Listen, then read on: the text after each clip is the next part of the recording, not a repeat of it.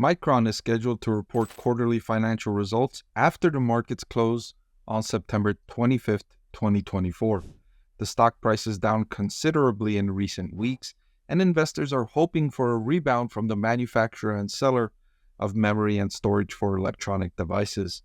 Of course, investors are kicking the tires of this beaten-down semiconductor stock, wondering if it's a buying opportunity or a value trap. More specifically, investors are curious if they should buy Micron stock before it announces earnings on September 25th. I'll answer those questions in this video. I'll also discuss reasons for Micron stock price decline. Why is it falling? And what investors should look out for in the upcoming earnings release. So let's zoom in on the details. I want to thank the Motley Fool for sponsoring this video. Visit fool.com/Parkev for the 10 best stocks to buy now. So its latest quarterly investor update was for Q3, and this was on June 26th. And in this report, the company said that robust AI demand and strong execution enabled Micron to drive 17% sequential revenue growth, exceeding our guidance for Q3.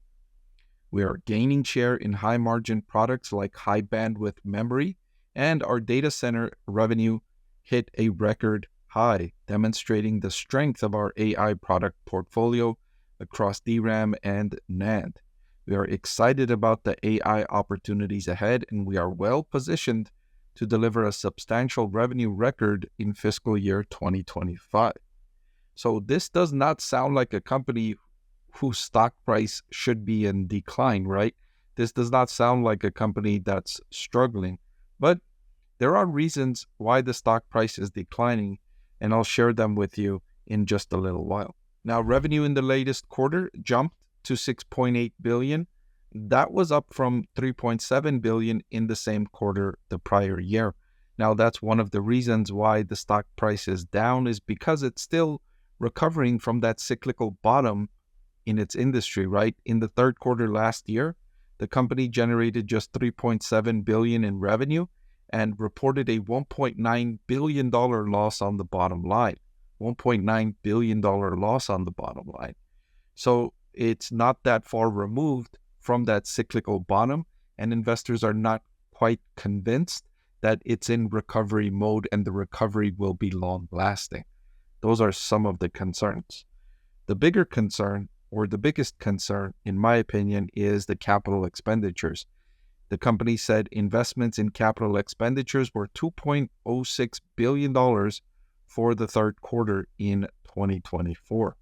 And that's a large percentage of revenue to be investing in capital expenditure.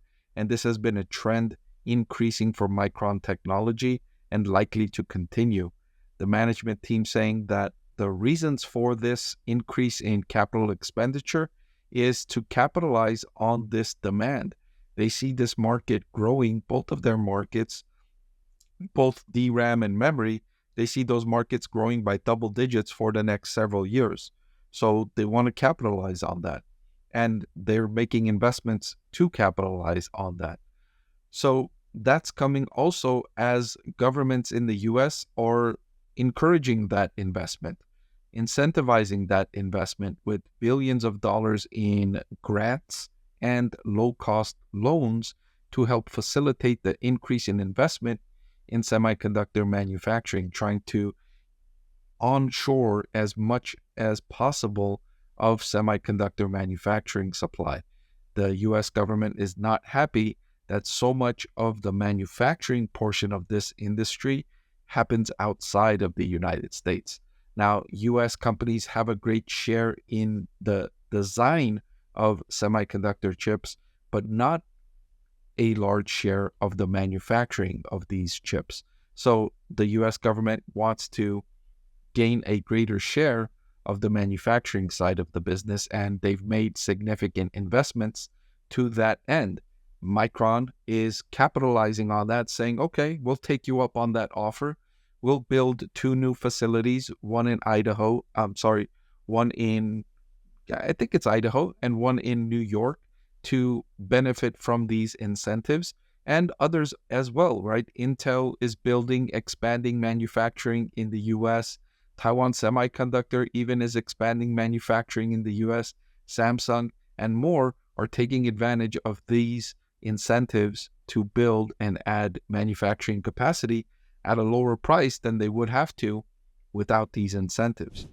So for the fourth quarter, investors should look for the company to deliver $7.6 billion in revenue and 61 cents in earnings per share for the upcoming quarter. Now, given the data I've seen incoming since the company made this forecast, I would look for Micron's revenue to beat expectations here, and I would look for the earnings per share to be at or around expectations, maybe even below expectations, but I do expect revenue to be better than what the company forecasted for the fourth quarter. Nevertheless, if they hit this target of $7.6 billion for Q4, that would be a considerable improvement from the $4 billion that the company reported in the same quarter last year. Also, in the same quarter last year, the company delivered a loss on the bottom line of $1.4 billion or $1.31 per share. So that would be a meaningful improvement. Interestingly, the company spent $1 billion in capital expenditures in this Q4 last year.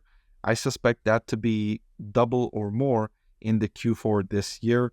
And I suspect management, after seeing market responses to their capital expenditure plans, I suspect them to talk a little bit about it and try and assuage investors to convince them that they're not spending out of control. They're not getting ahead of themselves. They're doing this responsibly. They have demand for the production they're planning. They don't expect to oversupply the market, and they have options to delay or extend these spending requirements. And so that's the area I suspect Micron needs to talk a little bit more, add more transparency, convince investors, get investors on board with their capital investment plans so that investors will be willing to pay a higher price for this stock. As it is, the valuation is the lowest it's been in a very long time. Micron is trading at a forward price to earnings of just 6.853, which is ridiculously cheap for a company with its prospects heading right into that cyclical rebound, benefiting from the rising effectiveness of AI. This stock, in my opinion, should be higher. And that's partly why I have Micron stock rated as one of my top 25 stocks to buy right now. I last updated that recommendation on August 28th. So to answer the question I posed, should you buy the stock before September 25th? I think the valuation is cheap enough where you can buy the stock before September 25th. Typically, I caution investors not to buy ahead of earnings because stock prices are more volatile.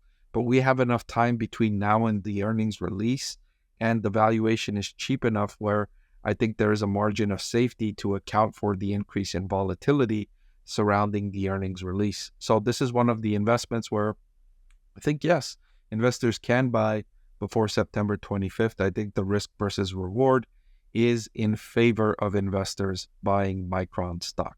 Of course, this is my opinion only and for informational purposes only. Before I let you go, let me tell you about the greatest deal on YouTube. With just a click of a button, you can get free financial analysis from a professor with decades of investing experience. So what are you waiting for? Hit that subscribe button, and I'll see you again soon.